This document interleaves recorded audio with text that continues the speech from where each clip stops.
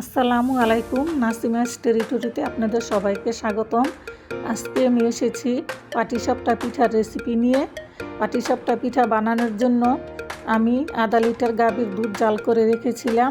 এর মধ্যে 3 চামচ গুঁড়ো দুধ, 2 চামচ চিনি, 2-3টে এলাচ, সামান্য পরিমাণে নারকেল দিয়ে দুধটা ভালো করে জাল করে নিব।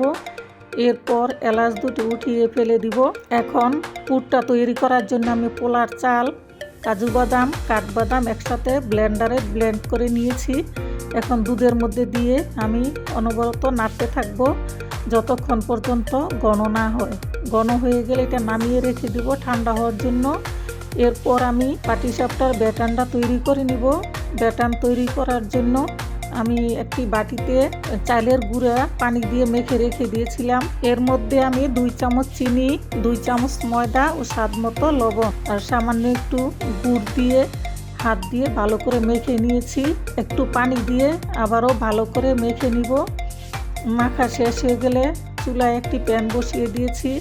এর মধ্যে তেল ব্রাশ করে ব্যাটারটা দিয়ে দিব, দিয়ে ভালো করে ছড়িয়ে নিব।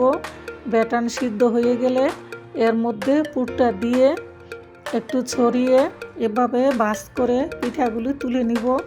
এরপর একে একে আমি সবগুলো পিঠা বানিয়ে নিব। এই তো হয়ে গেল আমার পাটিসাপটা পিঠা বানানো। দেখুন ভিতরটা কত সুন্দর হয়েছে। ভিডিওটি ভালো লাগলে লাইক, কমেন্ট, শেয়ার করবেন। ধন্যবাদ সবাইকে।